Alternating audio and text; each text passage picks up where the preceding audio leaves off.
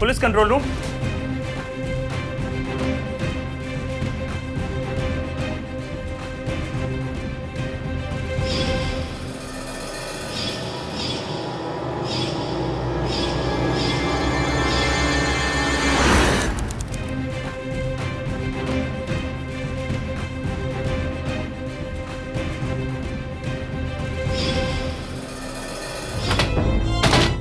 दरवाजा अंदर से बंद छोड़ दे।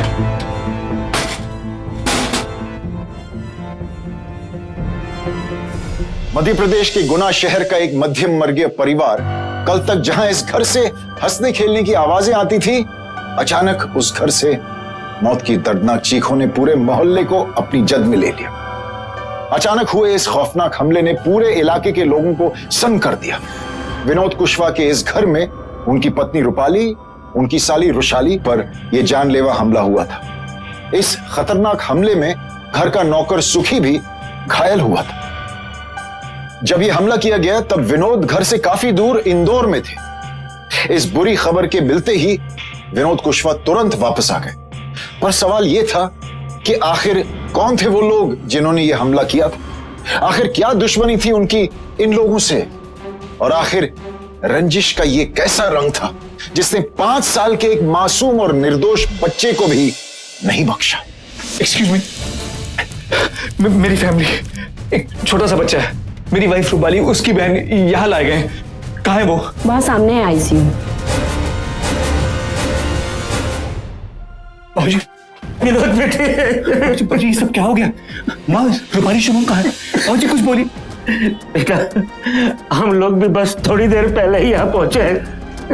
कहाँ है सर? बेटे बहुत बुरा हुआ बेटे।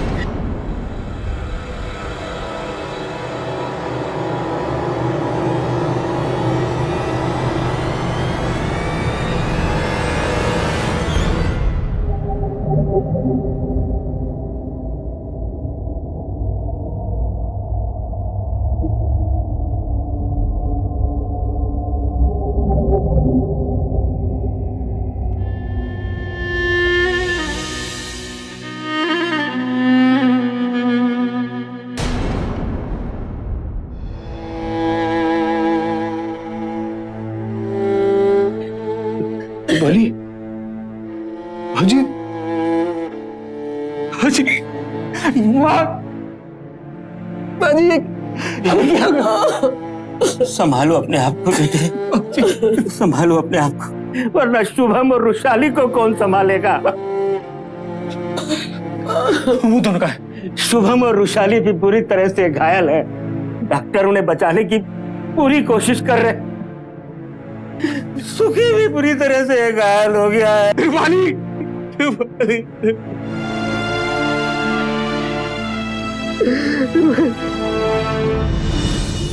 मिस्टर विनोद, ये तो हम भी जानना चाहते हैं कि आखिर ये हुआ कैसे। लेकिन ये सारी चीजें तब क्लियर होंगी जब शुभम, सुखी और रुशाली, इन तीनों में से किसी एक को होश आएगा।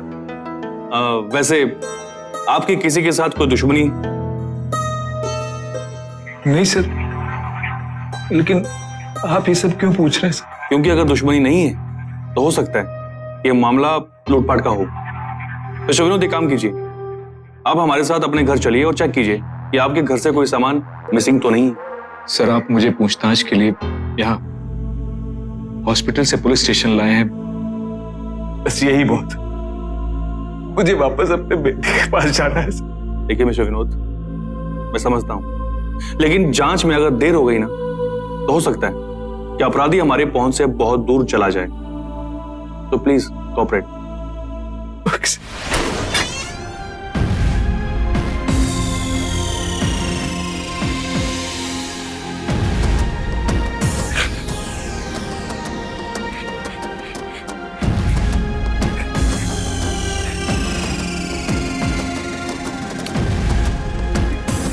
मिस्टर विनोद, मैं जानता हूं कि जो आपके साथ और आपके परिवार के साथ हुआ है वो बहुत ही भयानक है। बड़ा रिक्वेस्ट, अब हमारे साथ अंदर चलिए और प्लीज हमें बताइए कि आपके घर से क्या क्या सामान मिसिंग है, प्लीज।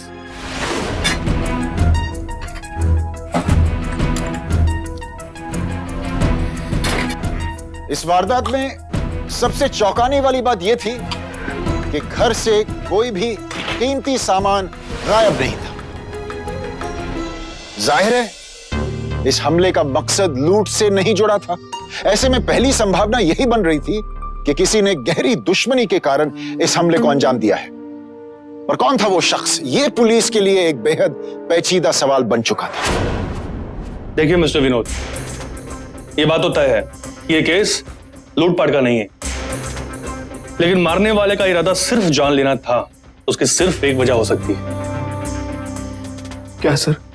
सर, हाँ पांडे, इनके नौकर सुखी को होश आ गया है। सुखी? भैया, भैया शुभम और भाभी कैसे? रुशाली दीदी कैसी है? तेरी भाभी नहीं रही अब। क्या? हाँ, शुभम और रुशाली की हालत भी बहुत सीरियस। हमें तो उससे कुछ पूछताछ करनी है, उसके बाद तुम जहां जाना चाहते हो जा सकते हो। कौन लोग थे वो, कुछ याद है? बोलो सुखी, याद करने की कोशिश करो, कौन थे वो लोग?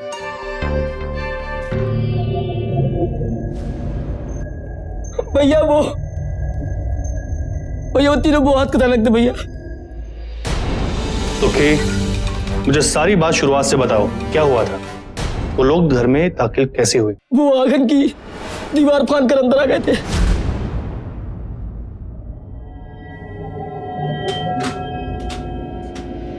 कौन हो आप लोग? यहाँ क्या कर रहे हो?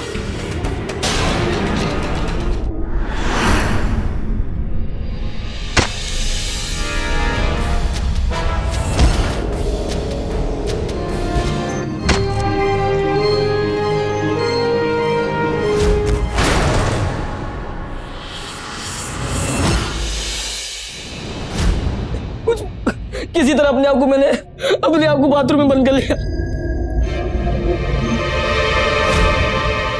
सुखी का बयान सुनने के बाद तो ये लगता है कि वो तीनों हत्यारे लूटपाट के इरादे से ही घर में घुसे थे, लेकिन रोशाली, शुभम और सुखी तीनों चिल्ला पड़े और उनका प्लान चौपट हो गया। फिर वो तीनों बिना लूटपाट किए डर के मारे घर से भाग गए। सर, हमें आसपास के सभी हिस्ट्री सीटर्स को पकड़ के पूछताछ करनी चाहिए। क्या पता वहां से हमारे हाथ कोई सुराग लग जाए। एक काम करो, इस इलाके के जितने हिस्ट्री शीटर हैं सबकी फाइल निकालो। कैलाश यादव। साहब, मैंने कुछ नहीं किया। विजय शर्मा। मुझे नहीं पता था साहब, ये सब कुछ किसने किया साहब, मैं नहीं पता। हरीश शुक्ला। मुझे कुछ नहीं पता साहब। पांडे, सर, मुझे नहीं लगता कि इन तीनों में से कोई भी है। सुखी के बयान के आधार पर पुलिस ने तफ्तीश के सारे पहलुओं को खंगाला। इलाके के सभी कुख्यात अपराधियों को हिरासत में लेकर उनसे सख्ती से पूछताछ की गई, लेकिन नतीजा सिफर निकला। किसी भी संदिग्ध ने जुर्म को नहीं कबूला। पुलिस या तफ्तीश का यह पहला कदम डेड एंड पर जाकर थम गया। सवाल अब भी जस का तस मौजूद था कि आखिर कौन है इस संगीन वारदात का सूत्रधार।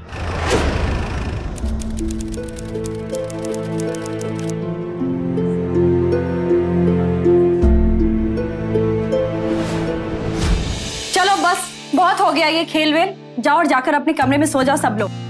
चलो, मैं तो बच गई। इस बार आप बच गई, लेकिन अगली बार आपको ये पट्टी बांधकर अपनी बारी पूरी करनी पड़ेगी। सुखी, कल की कल देखी जाएगी, ठीक है? फिलहाल हम तो चले सब सोने के लिए, और तुम तब तक नहीं सोगे जब तक अपना होमवर्क कंप्लीट नहीं कर लेते, ठीक है? पिछले 4 साल से 10th में फेल हो रहा है। ठीक से पढ़ाई कर ले, वरना शुभम के साथ 10वीं का पेपर देने जाओगे तुम। भैया,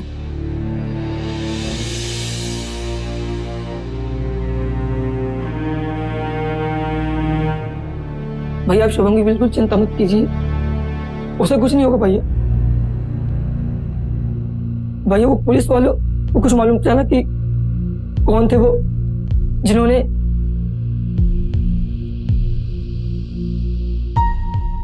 तूने उनमें से किसी की शक्ल भी नहीं देखी? भैया सबने अपने चेहरे पर रुमाल बांधा था, किसी का चेहरा नहीं देखा, समझ में आ रहा था। और भैया सब कुछ इतना अचानक इतना जल्दी हुआ भैया कि कुछ समझ ही नहीं पाया। और जब तक समझ पाता है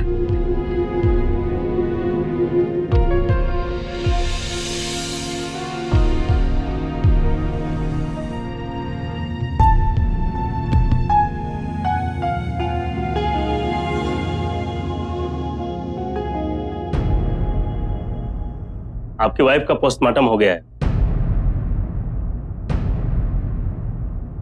आप उनकी बॉडी को ले जा सकते हैं।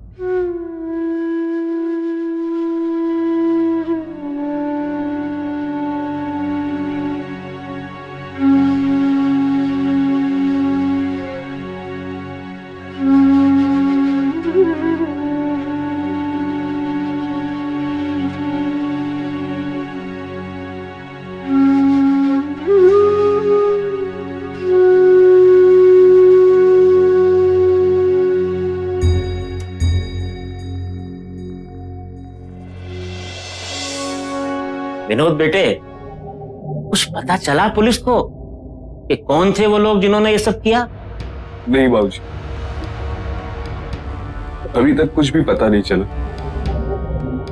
पुलिस को लगता है शायद किसी ने हमसे दुश्मनी के कारण ऐसा किया, लेकिन हमारी तो किसी के साथ कोई दुश्मनी भी नहीं। बाबूजी, इतने सालों से हम लोग यहाँ रह रहे, किसी से आज तक कोई झगड़ा नहीं हुआ। झगड़ा हुआ था भैया, याद कीजिए कुछ दिन पहले कितना बड़ा झगड़ा हुआ था।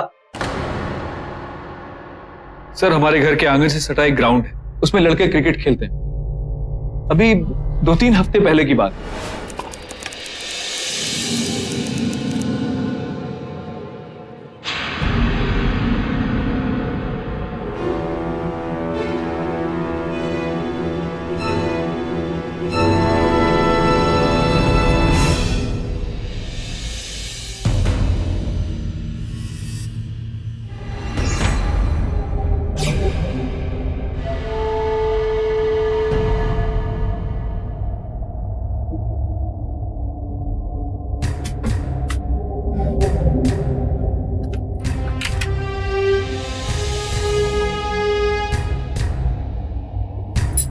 क्या हुआ रुशाली? दीदी, मुझे लगा कि वहां कोई था। अरे पगली, वो घर के बाहर मैदान है ना, अक्सर लड़के वहां क्रिकेट खेलते हैं। उन्हीं में से कोई लड़का आया होगा दीवार को फांदकर बॉल उठाने। पर सच कहूं तो कभी कभार मैं भी सोचती हूँ कि उस दीवार को फांदकर घर के अंदर कोई भी कभी भी आ सकता है। अरे डरने की कोई जरूरत नहीं है, ठीक है? अगले संडे उस दीवार पे काट वाला तार बजवा दूंगा, तब बाहर से कोई नहीं आ सकेगा। ओके, लंच करूं? जी, जाकर।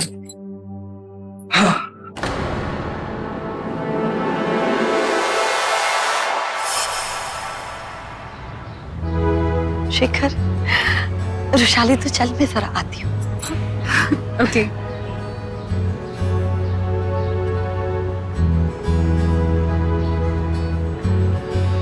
सुनो, मुझे तुमसे कुछ बात कहनी है। तुम्हारी हिम्मत कैसे हुई मेरा हाथ पकड़ने की?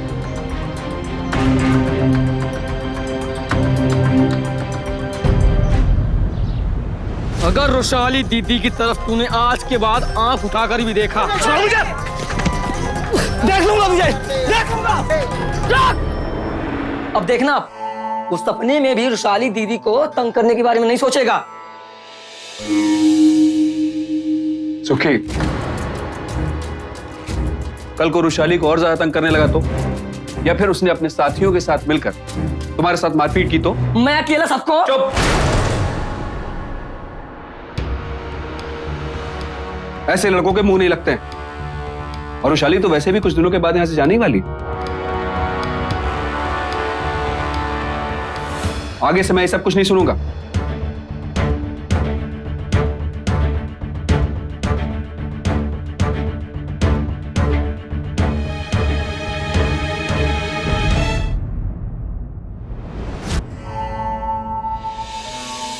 सुखी, तुम्हें उस लड़के का नाम पता है? अमित। रहता कहाँ है? सब हमारे घर के पीछे जो झुग्गी बस्ती है ना, वहां रहता है।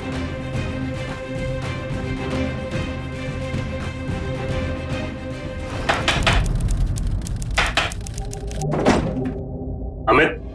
इंस्पेक्टर साहब आप चलो। कहाँ? Police station. रोशाली ने तुझे सबके सामने थप्पड़ मारा, फिर सुक्की ने पूरे घर के सामने तेरी धुलाई की, इसीलिए तूने पूरे परिवार की बड़ी बेरहमी से हत्या कर दी। साहब आप उस सुखी के कहने पे मुझे यहाँ पकड़ के लाए ना, वो तो खुद ही नंबर 1 जुआरी नशेड़ी है साहब। अपने साहब के पैसे चोरी करके हमारे साथ जुआ खेलता है वो। पुलिस ने अमित के बयान की जांच की और पाया कि वो सही बोल रहा था, और अमित के बयान के आधार पर ही पुलिस के सामने एक चौंकाने वाला सच खुला। मालूम हुआ कि विनोद का नौकर सुखी जुए और नशे की गंदी लत की गिरफ्त में था, और सबसे अहम बात तो यह थी कि सुखी की इन बुरी आदतों की भनक विनोद को भी नहीं थी। पुलिस ने यह महसूस किया कि इस बेहद ही खतरनाक हमले में सिर्फ सुखी एक ऐसा शख्स था जो मामूली रूप से घायल हुआ था। अब सुखी पुलिस के शक के दायरे में आ चुका था। इंस्पेक्टर, उस लड़के ने कुछ बताया? बताया। उस लड़के के बयान के आधार पर मुझे आपके नौकर सुखी पर शक है। आप ये कहना चाहते हैं कि ये सब सुखी ने किया? शायद हाँ। नहीं, ऐसा हो ही नहीं सकता सर। सुखी एक जवान लड़का है, और उसने ही बताया था ना कि खुद को बचाने के लिए बाथरूम में छिप गया था और बाकी लोगों को हमलावरों ने काबू में कर लिया था। देखिए मिस्टर विनोद, आपके कहे अनुसार लेकिन मैं सुखी को शक के दायरे के बाहर नहीं कर सकता। इसकी वजह ये मेडिकल रिपोर्ट, इसमें साफ साफ लिखा है कि जो घाव आपके नौकर की बॉडी पर है वो बहुत ही मामूली है, और जो घाव आपकी परिवार की बॉडी से मिले हैं वो बहुत ही गंभीर है। इसकी वजह से आपकी बीवी की डेथ भी हो चुकी है, और आपकी साली और आपका बेटा आईसीयू में, और वहीं आपका ये नौकर बहुत ही आराम से घूम फिर रहे हैं। उसने बयान दिया है कि वो आपके घर पर चोरी करता था। सर वो लड़का झूठ बोल रहा है। सुखी 13 साल का था तब से हमारे साथ रहता है, हमारे परिवार की तरह। अक्सर हम लोग अपना पूरा घर उसके भरोसे छोड़कर जाते थे। आज तक मेरे घर में सुखी ने एक पैसा भी नहीं चुराया सर। हेलो, हाँ डॉक्टर भास्कर।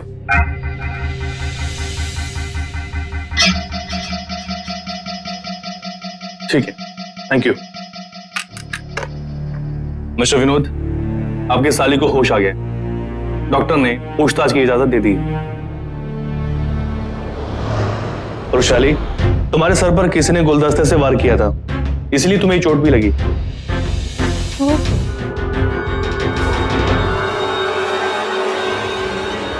दीदी दीदी दीदी दीदी मतलब रूपाली दीदी? दीदी ने मुझे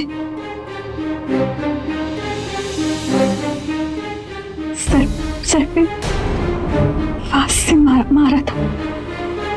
तुम्हारी बहन ने तुम्हें क्यों मारा? बाबा याद करो, क्यों मारा? प्लीज प्लीज आपको बाहर जाइए प्लीज। रोशाली के इस बयान ने पूरे केस को एकदम पलट के रख दिया। पुलिस की पूरी जांच अब अनजान हत्यारों से हटके इस बात पे आ टिकी थी कि आखिर रोशाली की बड़ी बहन रूपाली ने इस तरह से उस पर जानलेवा हमला क्यों किया। ऐसा क्या हुआ था इस छोटे से हंसते खेलते परिवार में। उधर सुखी ने जो बयान पुलिस को दिया था कि 3 लोगों ने विनोद कुशवाहा के घर में घुसकर उनके परिवार पे हमला किया था, वो रोशाली के बयान के बाद झूठा साबित हो रहा था। तो आखिर सुखी ने यह झूठ क्यों बोला? अब सिर्फ एक सुखी ही था जो इस सच से पर्दा हटा सकता था, इसलिए पुलिस ने तुरंत ही सुखी से पूछताछ शुरू कर ली। सुखी, मैं जानता हूं कि तुझे सब कुछ पता है, इसलिए चुपचाप सीधे सीधे हमें सच्चाई बता दे कि रोशाली ने रूपाली का नाम क्यों लिया, क्यों रूपाली ने उसको मारा। बोल। सुखी बता दे, रोशाली ने ऐसा क्यों कहा? क्या हुआ था? सुखी बोल। मिस्टर विनोद, मैं आपको 24 घंटे की मोहलत देता हूं। 24 घंटे में अगर इसने सच्चाई बता दी तो ठीक है, वरना मजबूरन हमें इसके साथ जबरदस्ती करनी पड़ेगी। सुखी बेटा, समझदारी से काम ले और सब कुछ सच सच बता दे कि उस दिन क्या हुआ था। तभी तो पुलिस असली कातिल को पकड़ सकेगी। समझ रहा है कि नहीं तू?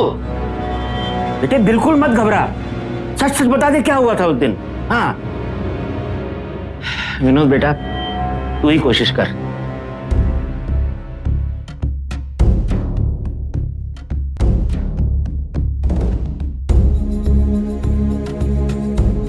सुखी, बोल ना, क्या हुआ था उस दिन? देख, डर मत, बता, क्या हुआ था उस दिन? अरे बोल।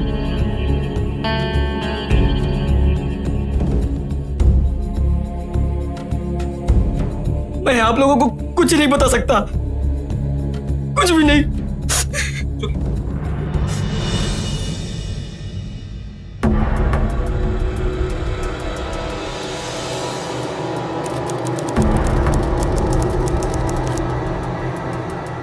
भैया, भैया चाय।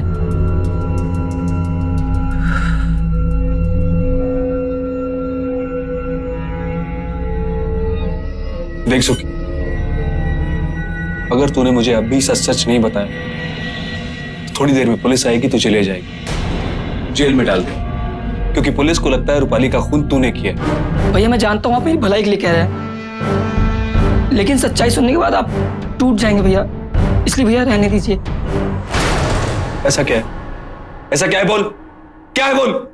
भैया वो आदमी है ना, वो शेखर। रूपाली के कॉलेज का दोस्त? हाँ वही भैया, वो भाभी के लिए दोस्त से बढ़ के कुछ था। भैया नई कहानी बना रहा है भैया, नहीं तू भैया। सच बोल। आपके ऑफिस जाने के बाद वो हमेशा घर पे आता था और भाभी के साथ आपके कमरे में बहुत देर तक रहता था। उस दिन आपके ऑफिस जाने के बाद भी वो आया था, और उस दिन दोपहर को जब वो आया तो रुशाली दीदी ने रूपाली भाभी को उनके साथ आपके कमरे में जाने से रोका, मगर रूपाली भाभी ने रुशाली दीदी को गुलदस्ते से सर पे मार दिया, और भाभी का ये रूप देख के मैं भी दंग रह गया। बाद में उन दोनों ने मुझ पे भी हमला करने की कोशिश की। मैंने किसी तरह अपने आप को बाथरूम में बंद कर लिया। तभी मैंने सुना कि शेखर गुस्से से रूपाली भाभी को हमेशा के लिए अपने साथ चलने की बात कह रहा था, लेकिन रूपाली भाभी ने कहा कि मैं अपने बच्चों को छोड़ के कहीं नहीं जाऊंगी। और तभी और बस फिर अचानक बाहर से रूपाली भाभी और शुभम की चीखने की आवाजें आई और सब खत्म हो गया। रूपाली भाभी माँ की तरह थी हमारी, उनकी बदनामी आपकी बदनामी ये हम सहन नहीं कर सकते थे, बस इसीलिए नहीं आपसे बता रहे थे। सुखी ने एक और चौंकाने वाला बयान देकर सबको सकते में डाल दिया था। विनोद इस बयान को सुनकर पूरी तरह से सन्न रह गए। उसी रात रुशाली अस्पताल में जिंदगी की जंग हार गई।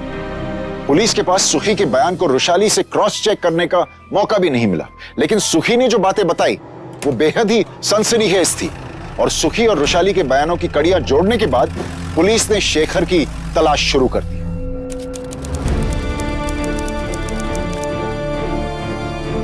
देखिए इंस्पेक्टर, आपको गलतफहमी हुई है और आप मुझे इस तरह पुलिस स्टेशन में नहीं बुला सकते।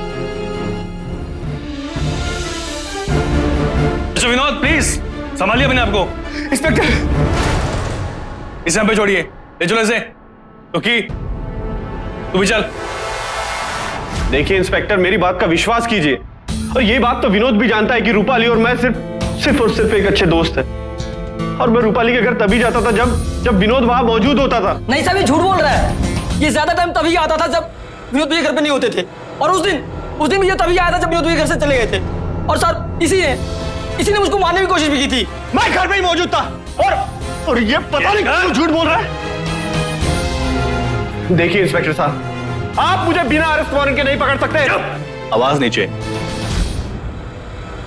ठीक है, तुझे अभी तो मैं छोड़ता हूं, लेकिन ये शहर छोड़कर बाहर मत जाना, क्योंकि मेरे 2 हवलदार तुझ पर 24 घंटे नजर रखेंगे। और हाँ, अगली बार मैं आऊंगा तो अरेस्ट वारंट के साथ। सर, मैंने शेखर के इंदौर कॉलेज में पता किया है। शेखर ने एक बार रूपाली के लिए एक लड़के को इतना मारा था कि उस लड़के को हॉस्पिटल में एडमिट करना पड़ा था। और ये रहा सर शेखर के कॉल रिकॉर्ड्स। इससे साफ पता चलता है कि रूपाली और शेखर के बीच में घंटों बातें होती थी। और एक खास बात है सर, हत्या वाले दिन उसके मकान मालिक ने बताया कि शेखर दोपहर को 1 घंटे के लिए कहीं बाहर गया था, और मर्डर भी दोपहर को ही हुआ है सर। पांडे, काम करो, शेखर का अरेस्ट वारंट बनाओ तुरंत और उसे गिरफ्तार करो। शेखर को अरेस्ट कर लिया गया और उसके खिलाफ चार्जशीट बनाने की तैयारी भी शुरू हो गई। पुलिस को यही लग रहा था कि अब यह केस सॉल्व हो गया है, लेकिन विनोद की जिंदगी अब और ज्यादा उलझ गई थी। एक तरफ उसका बेटा अभी भी बहुत गंभीर हालत में था और दूसरी तरफ विनोद को इस बात का विश्वास ही नहीं हो रहा था कि उसकी पत्नी रुशाली, जो उससे इतना प्यार करती थी, वो उसके साथ इस तरह से विश्वासघात कर सकती। सबसे बड़ी विडंबना यह थी कि विनोद के सवालों के जवाब देने के लिए रूपाली जिंदा नहीं थी।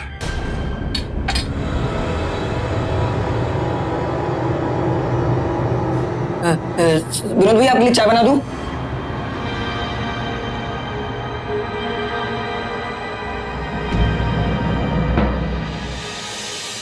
बेटा विनोद, इसने सारे दिन से ना कुछ खाया ना पिया, अब तू इसे समझा।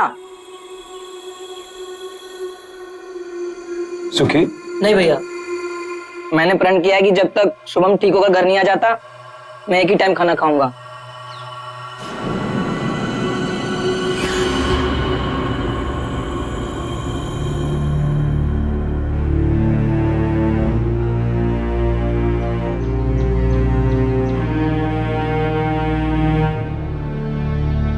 अरे पानी तो इसमें है ही नहीं। सुखी, ओ सुखी, पानी लेके आ। माँ जी मुझे जग दीजिए, मैं लेके आता हूँ।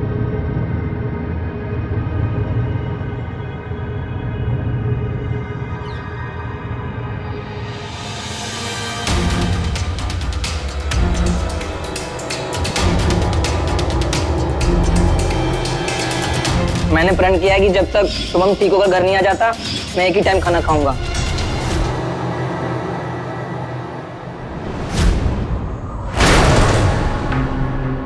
भैया, आपके कमरे की सफाई करते करते आंख कब लग गई पता ही नहीं चला। एक काम करो, तुम अभी रेलवे स्टेशन चले जाओ, माँ और बाबूजी का टिकट करवा लो।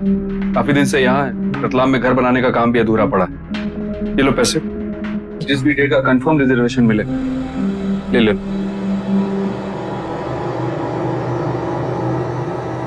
जी।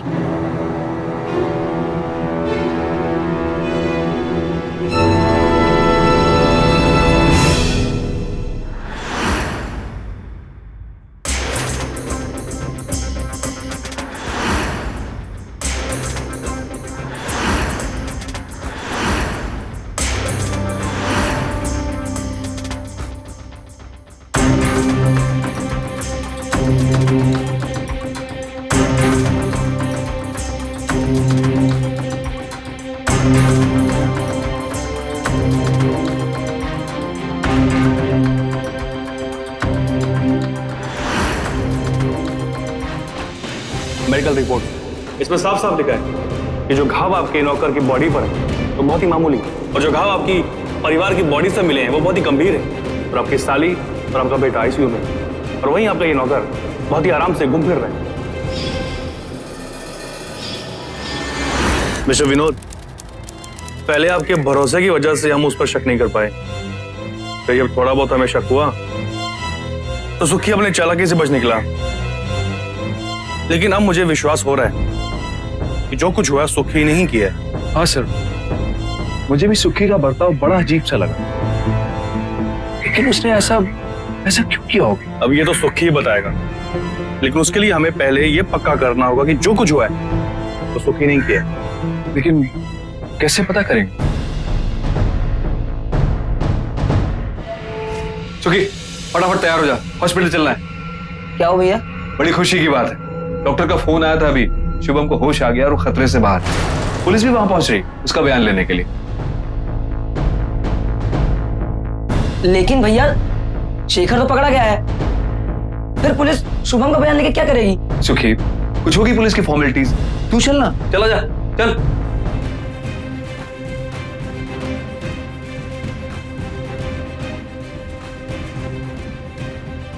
सर, ये सुखी तो आराम से हॉस्पिटल जा रहा है, जबकि ये अच्छे से जानता है कि अगर इसने खून किया है और शुभम और रुशाली को मारने की कोशिश की है तो शुभम ने सब कुछ देखा है सर, वो इसका नाम जरूर लेगा। लेकिन सर, अगर इसने खून किया है तो ये हॉस्पिटल इतने आराम से नहीं जाता सर, यहाँ से भाग जाता। हाँ पांडे, मुझे भी ऐसे लगता है। चलो देखते हैं। भैया एक मिनट, गाड़ी रोकना। क्या हुआ? भैया वो मैंने मन्नत मांगी थी ना कि शुभम ठीक हो जाएगा तो सबसे पहले मैं मंदिर जाके प्रसाद चढ़ाऊंगा भैया, बस इसीलिए। आप चलिए मैं आता हूँ। चलो मैं आगे रुकता हूँ।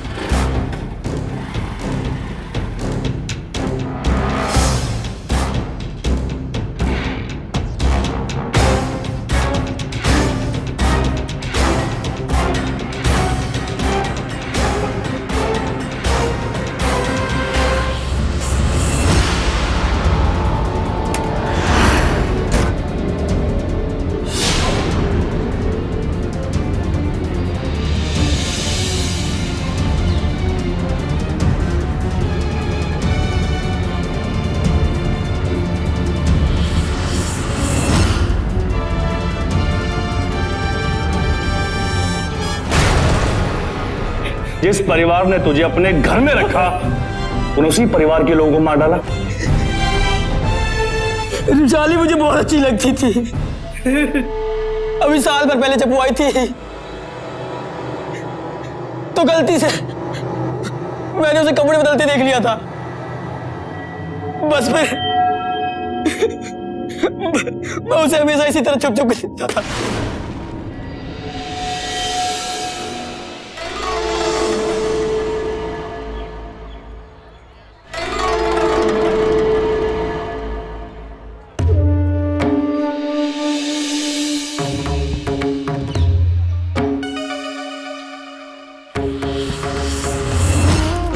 तो क्या छोड़, रुशाली दीदी से सीधा रुशाली पे आ गया तू।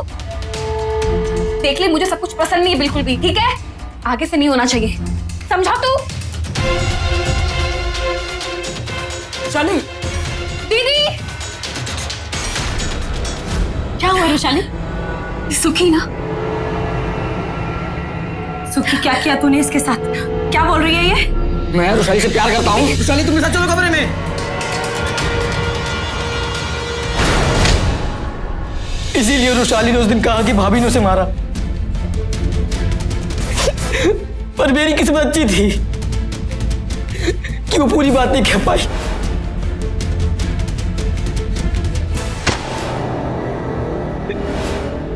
भैया भैया मुझे माफ कर दीजिए भैया। मैंने तुझे अपने परिवार की तरह माना और तूने मेरे ही परिवार के साथ। ले जाइए इसे। भैया भैया भैया मुझे माफ कर दीजिए भैया। भैया भैया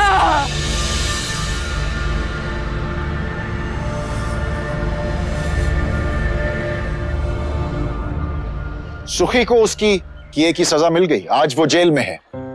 सुखी ने उस परिवार को बिखेर के रख दिया जिस परिवार ने उसे सहारा दिया था। आज से 5 साल पहले विनोद कुशवाहा ने 13 साल के सड़क पे भटकते बच्चे सुखी पे दया दिखाई और उसे सहारा देने के लिए अपने घर में रख लिया। उसकी पढ़ाई लिखाई से लेके हर तरह से उसका ख्याल रखा। बदले में सुखी भी विनोद के लिए घर के छोटे मोटे काम करने लगा। सुखी को सहारा देकर विनोद ने कुछ गलत किया था? हम आप में से बहुत सारे लोग किसी सुखी जैसे लड़के को देख ऐसा ही करेंगे। आप सब भी ध्यान रखिए, कभी भी ऐसे बेसहारा बच्चे आपको दिखे तो उन्हें एनजीओ के सुपुर्द करें, जहां उनका ख्याल उनकी बढ़ती उम्र के हिसाब से रखा जाता है, जिससे उनकी सारी ऊर्जा सही दिशा में उनकी जिंदगी बनाने में लगा दी जाती है। खाली रहकर वो गलत आदतों के शिकार नहीं होते।